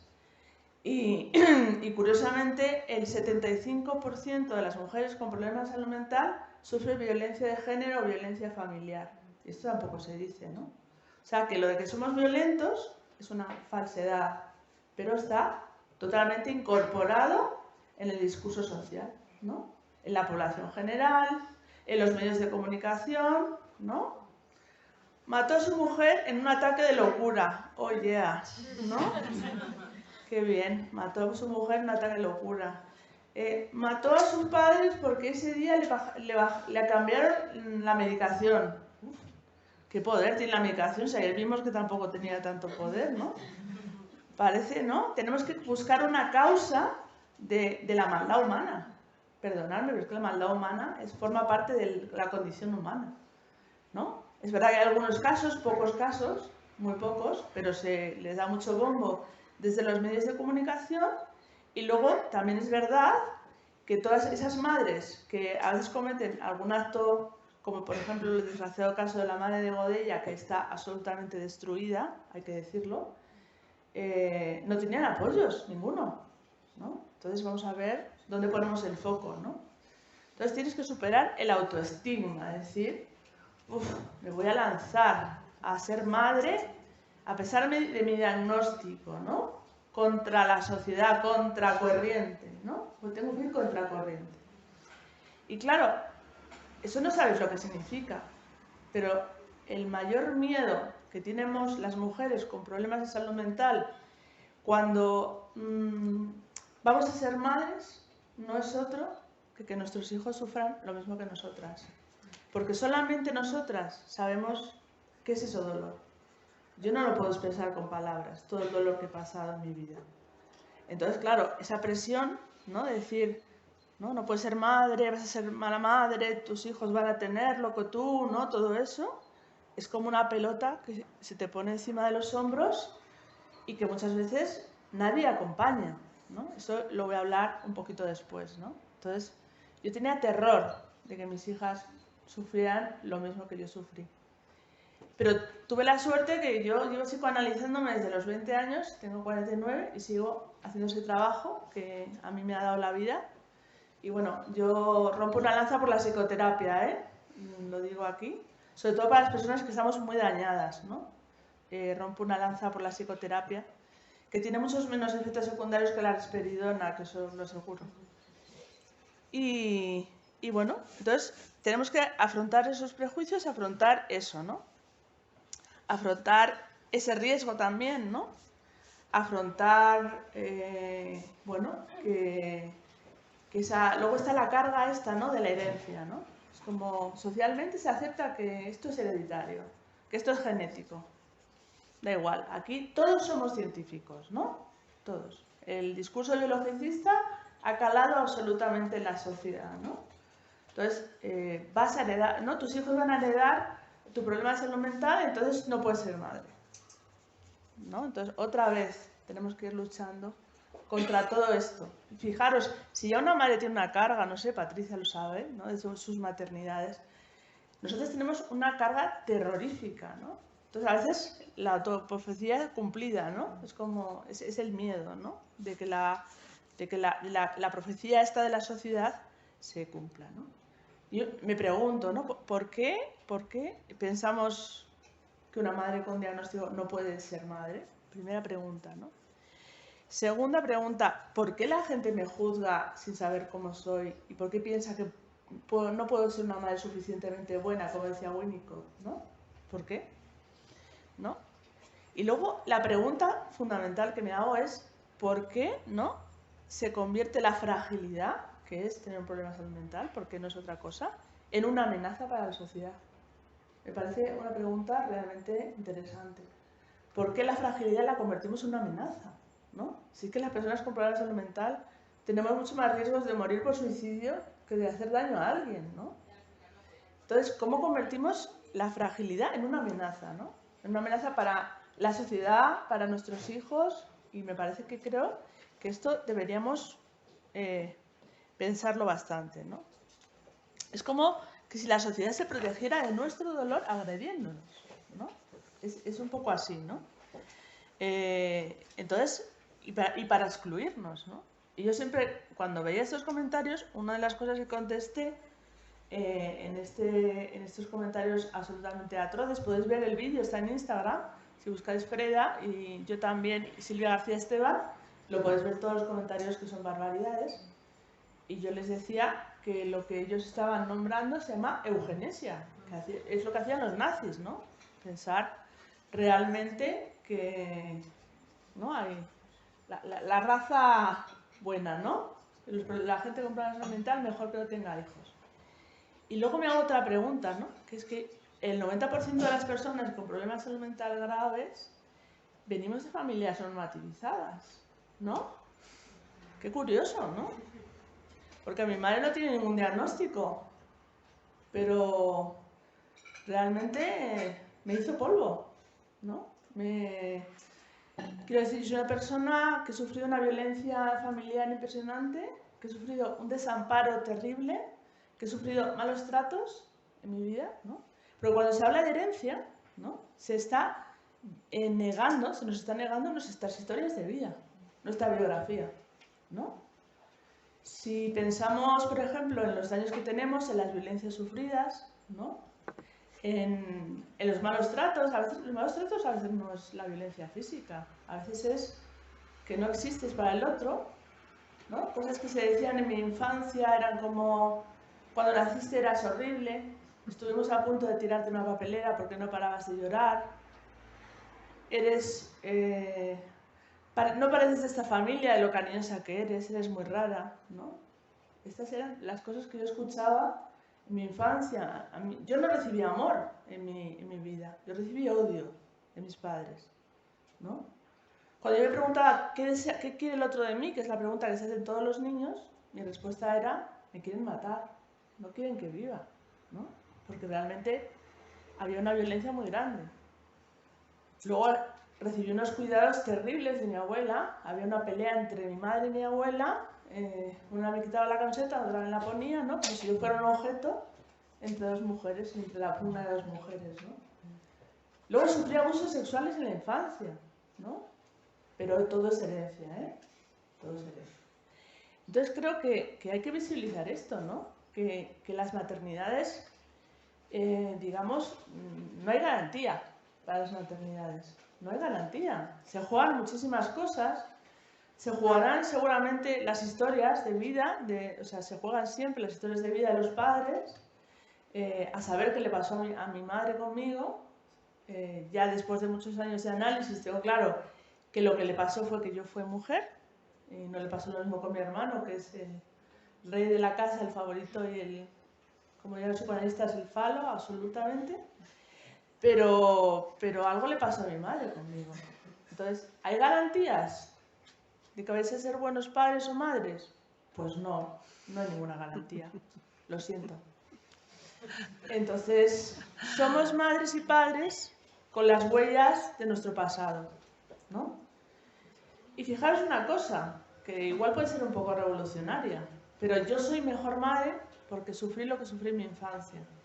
Porque hice un trabajo terapéutico donde yo ya sé por qué me pasó lo que me pasó, y el estar tan dañada, el haber sufrido estos tratos tan terribles me hicieron saber perfectamente cómo cuidar a un niño y lo que no hacer, ¿no? Yo tengo un saber sobre lo que hacer con los niños porque sé lo que no se debe hacer, porque es lo que yo sufrí en mi infancia, ¿no? Entonces, yo creo que eso me ha hecho ser mejor madre. O sea que, contrariamente a lo que se piensa, podemos ser mejores madres de lo que fueron las nuestras con nosotras, ¿no? Siempre que haya la posibilidad de reparar esos daños, ¿no? Y creo que para mí fue fundamental llegar a un psicoanálisis con 20 años, donde llegué absolutamente destruida a mi análisis y donde podía hacer un trabajo espectacular, donde recibí el apoyo absoluto de mi psicoanalista a mi deseo, porque cuando hablamos de una persona con problemas de salud mental no puede ser madre, ¿pero por qué? ¿Qué es la maternidad? Si no es un viaje de amor y deseo. ¿Y no todos tenemos la capacidad de amar y desear? Porque yo veo muchos neuróticos con muy poca capacidad de amar y desear, perdonadme. Y veo gente con mi estructura que tiene mucha capacidad de amar, ¿no? Y de generar otros vínculos, ¿no? Porque de eso se trata. Los problemas de salud mental no son un problema sanitario, son un problema de vínculos, ¿no? De esos primeros vínculos tan dañados que luego tenemos que hacer unos cosidos, unas reparaciones que generan unas heridas para toda la vida, ¿no? Que hay que curarse, pero a veces es una cicatriz que molesta poco, ¿no? Está aquí, pero está ahí, ¿no? Entonces, por eso es tan importante la prevención. Luego, que yo me vengo y me enrollo, ¿no? Pero creo que es muy importante visibilizar todo esto, ¿no? El tema de que no hay garantías, de que las madres con diagnóstico podemos ser mejores madres. Yo soy mucho mejor madre que mi madre, y bueno, tampoco hacía falta correr mucho, ¿no? Pero sí que soy mucho mejor madre. Me comparo con otras madres de mi entorno y digo, uff, esta es neurótica, pero yo la verdad que tengo mucho mejor relación con mis hijas, ¿no?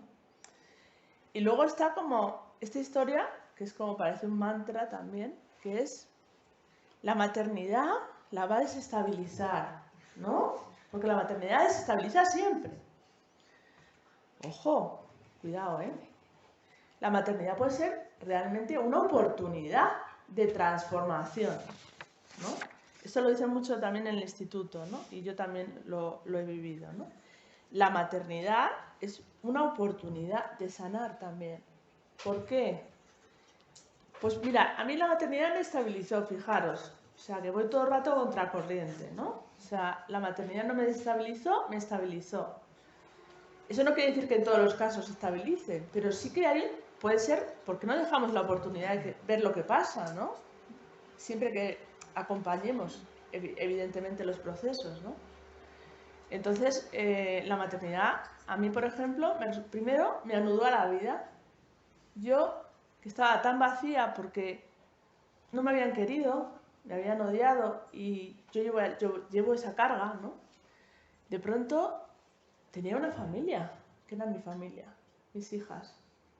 Y eso me anudó a la vida. Ya no era Silvia, ¿no? Yo escuchaba mi nombre propio y sentía una sensación de extrañeza, porque no sabía quién era, porque cuando no tienes, digamos, algo atrás de lo que agarrarte, te sientes como vacío por dentro, ¿no? Que es el vacío psicótico tan grande, ¿no? Que pude reparar mucho con mi vínculo con mi psicoanalista, ¿no? Yo tengo un vínculo vital que es a partir de ella, ¿no? Que yo nací como sujeto en la consulta de mi psicoanalista, ¿no? Y ahora soy un sujeto del pleno derecho, como podéis comprobar, ¿no?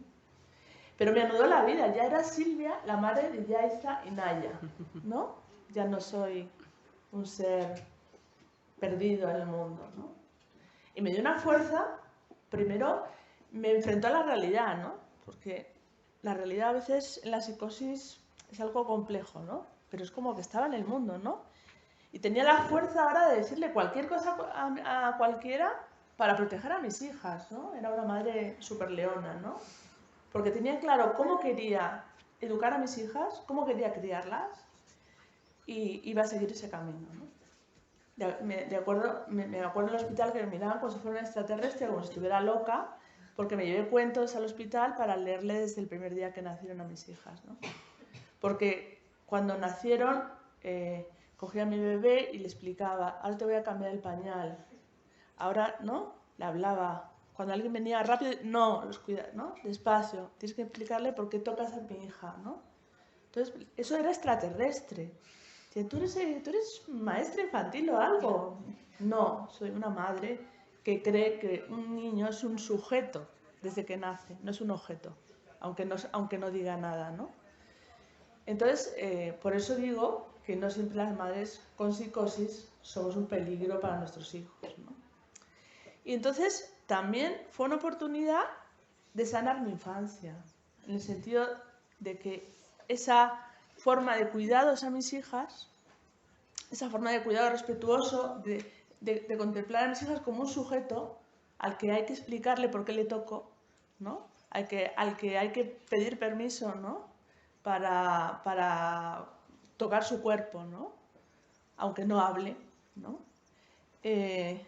Pues eso me hizo ser una buena madre o suficientemente buena, ¿no? Las buenas madres no existen, ¿no? Entonces, eso que hice, esos cuidados me repararon mi infancia y eso me estabilizó, ¿no? Entonces, durante mucho tiempo me sirvió como un anclaje a la vida y me sigue sirviendo hoy, ¿no?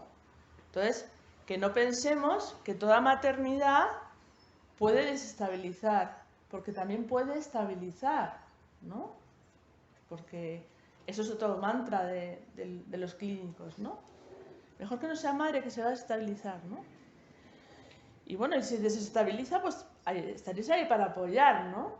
Hay una cosa que dice mi psiquiatra, dice, a veces el miedo a la crisis es peor que la crisis en sí misma, ¿no? Entonces, pues también demos oportunidades de poder sanar todo esto, ¿no?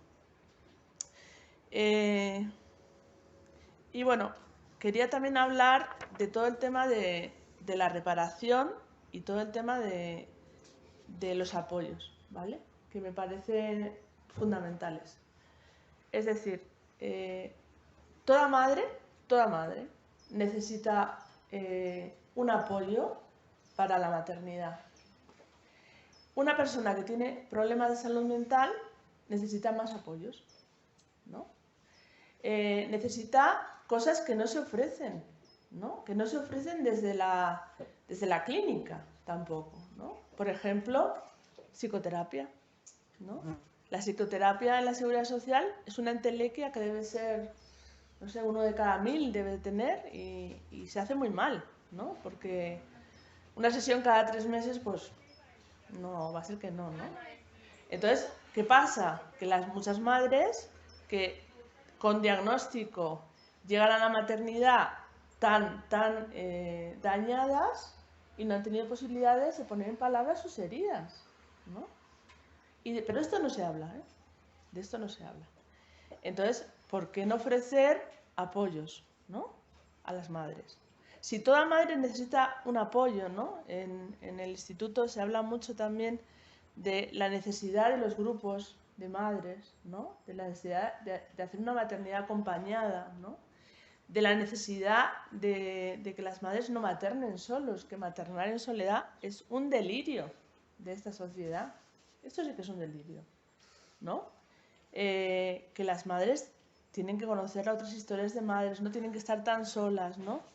Ivone Olza en su libro habla de las comadres, ¿no? De esas madres, amigas, compañeras, ¿no? Que te cuidan, ¿no?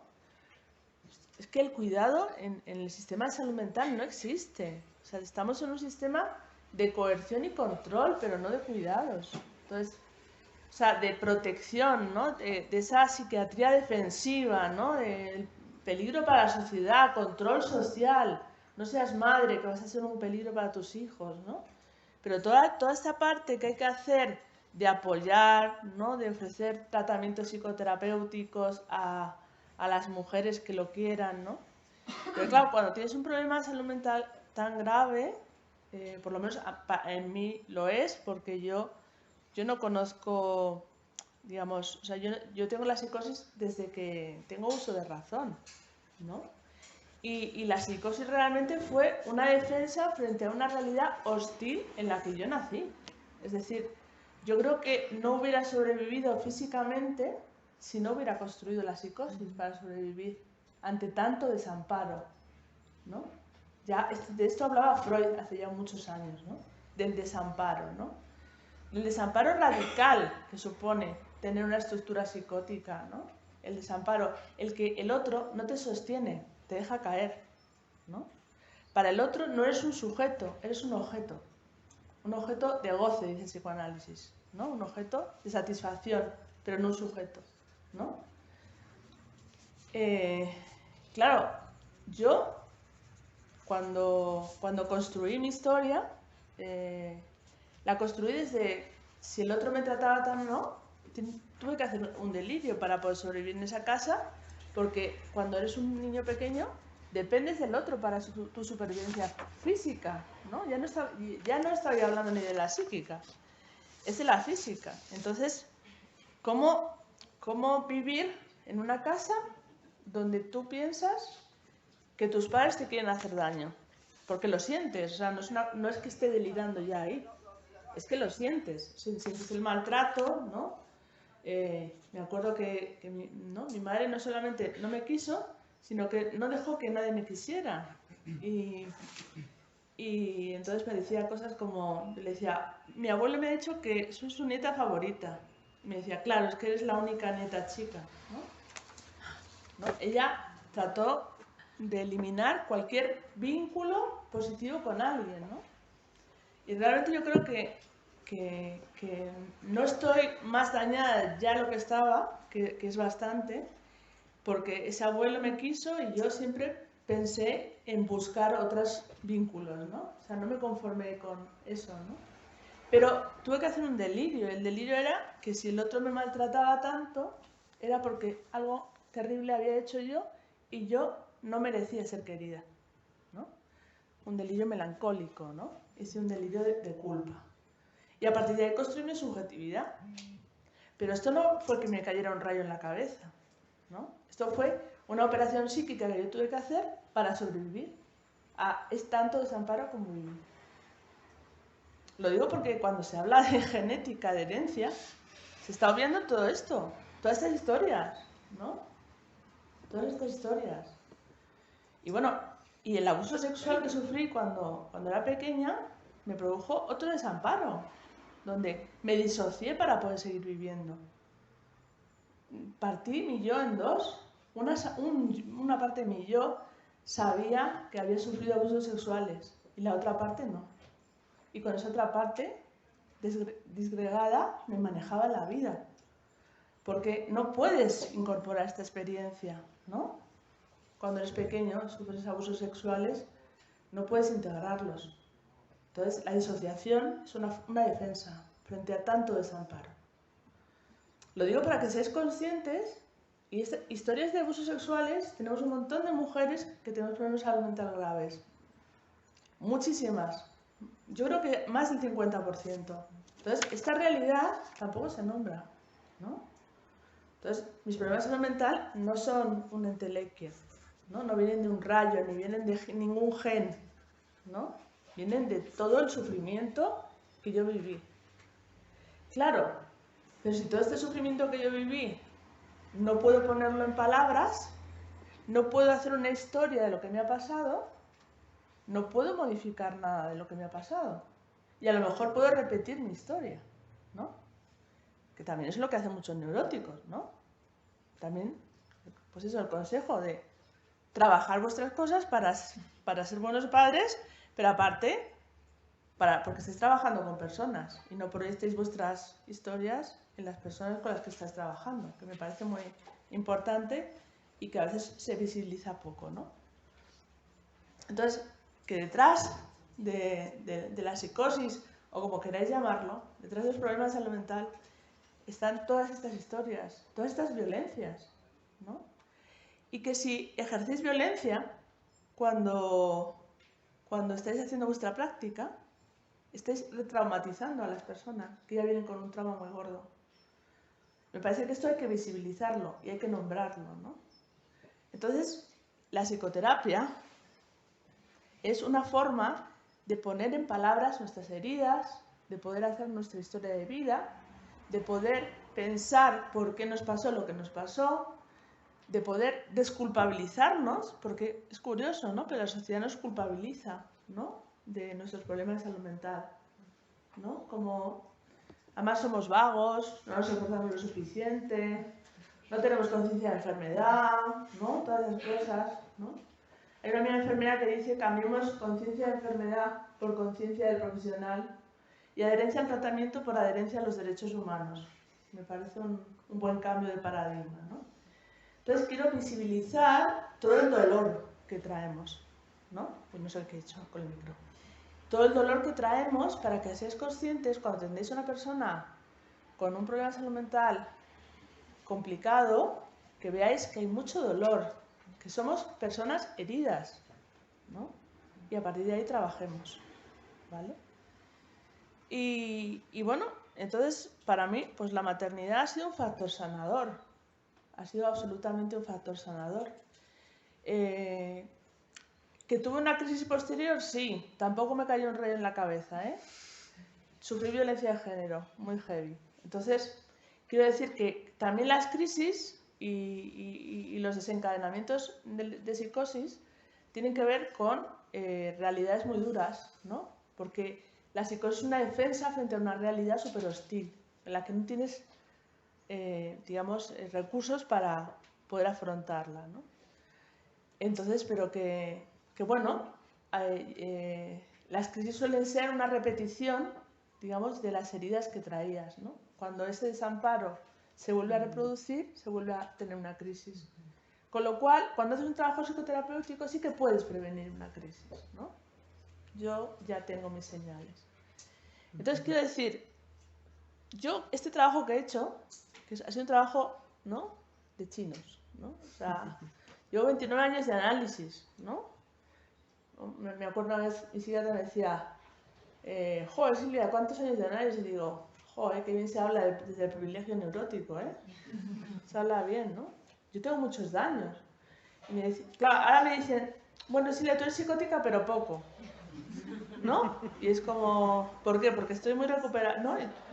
Tú no me conociste cuando yo llegué a la consulta de mi analista. Entonces, bueno, creo que yo he sido una madre suficientemente buena, tengo 2 hijas maravillosas, tengo 2 hijas llenas de deseo y de amor, tengo 2 hijas que tengo un vínculo estupendo con ellas, ¿no? Y también quería visibilizar otra cosa, ¿no? El tema de los vínculos, o sea, repetirlo otra vez, ¿no? La psicosis, como queráis llamar, son problemas vinculares, no son problemas sanitarios, ¿vale? Igual es un poco revolucionario lo que os estoy diciendo, pero es que la causa está en los vínculos, luego se desarrollan las cosas que vienen, ¿no? Pero la causa está en los vínculos, ¿no? Y vosotros, como terapeutas, como clínicos, podéis ser vínculos reparadores, ¿no? Y esa es una responsabilidad que tenéis. Es decir, que frente al daño de los vínculos que traemos, os coloquéis del lado de la reparación y no del daño, ¿no? Que no retraumaticéis a las personas, que no les digáis lo que pueden o no pueden hacer, ¿vale? Que una mujer embarazada con una psicosis no necesita que la psicoeduquéis, no, necesita que la acompañéis, porque la psicoeducación es violencia también, ¿no? Porque ¿quién me va a decir a mí qué significa mi trastorno? Entre comillas, ¿sabéis vosotros lo que es vivir con mi psicosis? No tenéis ni idea, ¿no? 2 personas con el mismo diagnóstico somos absolutamente diferentes, ¿no? Entonces, acompañar más y no psicoeduquéis. Y sobre todo, ofrecer oportunidades, ¿no? Ofrecer oportunidades de sanar, ¿no? Es que yo creo que todos queremos una sociedad con menos daños, ¿no? Y realmente pensarlo, o sea, en la infancia se gesta lo que vamos a ser, ¿no? O desde lo que vamos a partir, ¿no? Luego tendremos que reparar más o menos, depende de las infancias que tengamos, ¿no? Entonces, y ya, bueno, un poquito para ir terminando, porque creo que lo rico será el diálogo, ¿no? Entre todos, ¿no? Pues por un lado todo lo que he dicho, ¿no?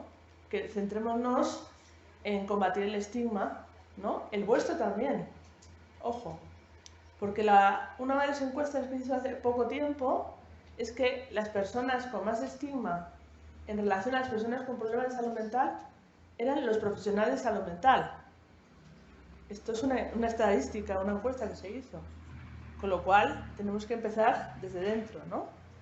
Tenemos que empezar desde la institución psiquiátrica, porque la institución psiquiátrica está pensada desde ese punto de vista en el que somos violentos, ¿no? Por eso se nos ata, por eso los traslados se manda a la policía, ¿no? Todo se está pensado desde la violencia, cuando en realidad estamos desde la vulnerabilidad, ¿no? Entonces, que la maternidad es no quiero decir un derecho, ¿no? Pero sí que todos tenemos la posibilidad de ser madres o padres. Y que si no permitimos a una mujer quedarse embarazada o apoyamos a la familia para una esterilización, forzosa ahora no se puede, pero es que sigue habiendo esterilizaciones, porque ya la familia, de tanto que le come el tarro a la persona, al final acaba cediendo, ¿no? Y yo he visto esterilizaciones en mujeres y también en hombres, ¿no?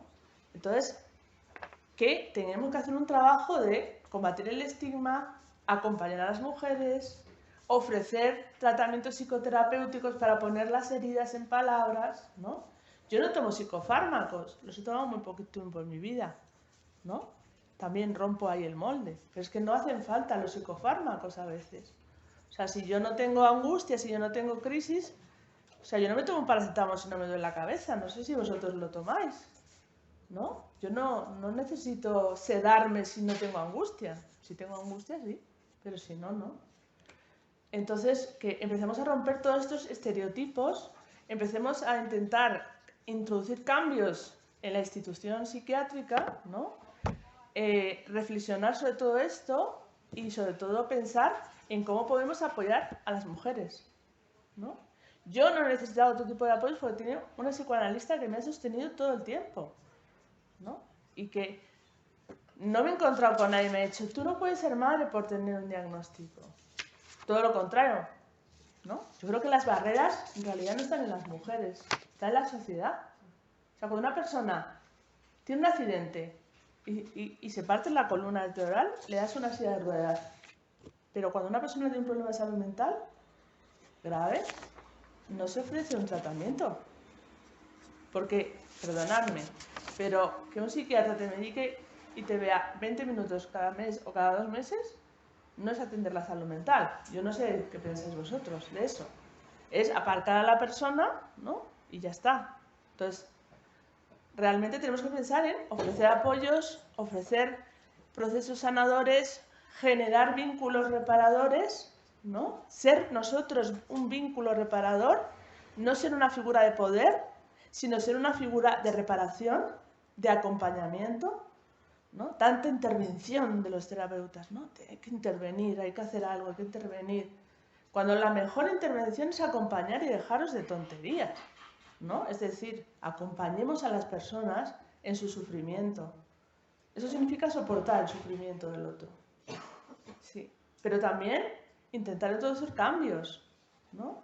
¿Por qué una psicoterapia, una persona con trastorno mental grave, con tanto sufrimiento, no se ofrece en los sistemas públicos?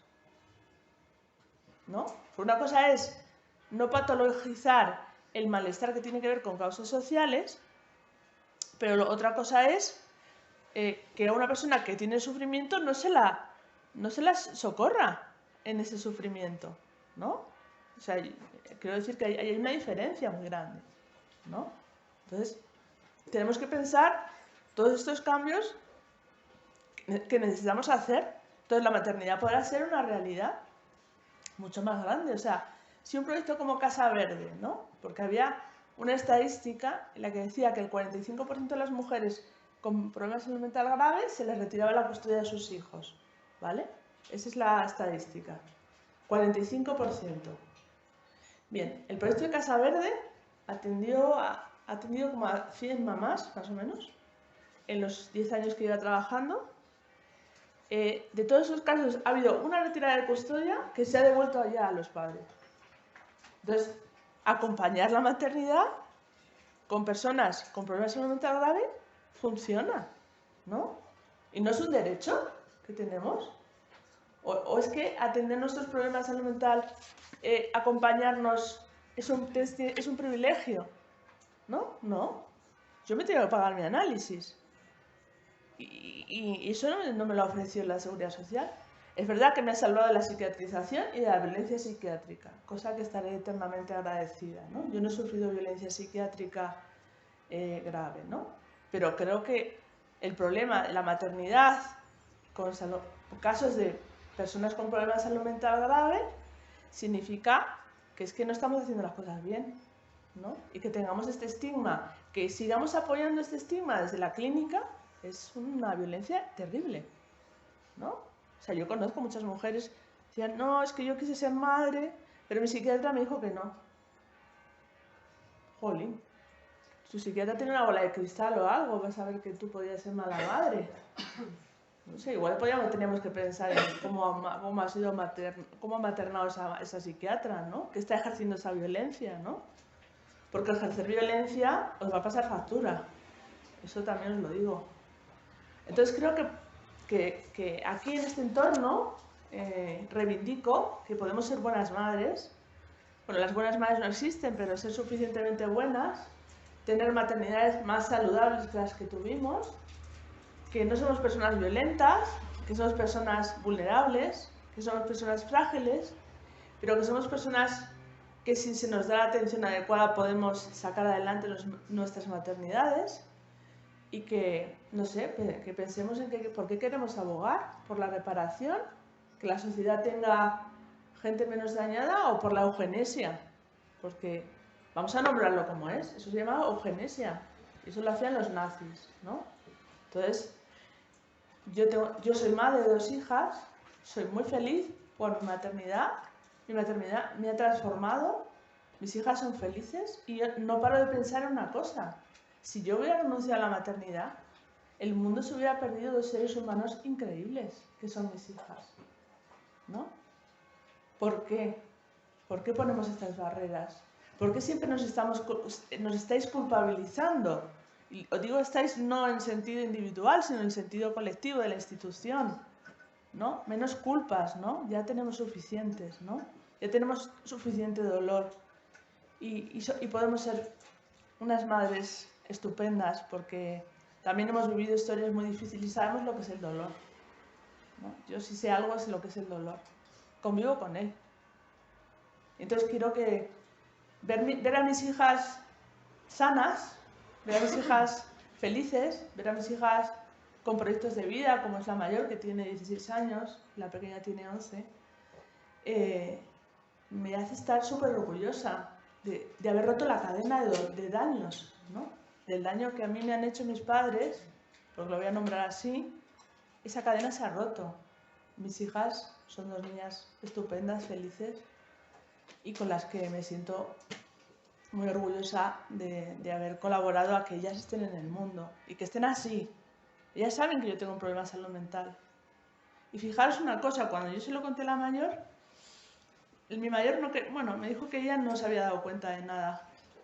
La pequeña me dijo, lo primero que me preguntó fue, ¿y cómo fue tu infancia, mamá? Fijaos que sabe más que algunos profesionales de salud mental. Eso me preguntó. Entonces, quiero decir, yo me siento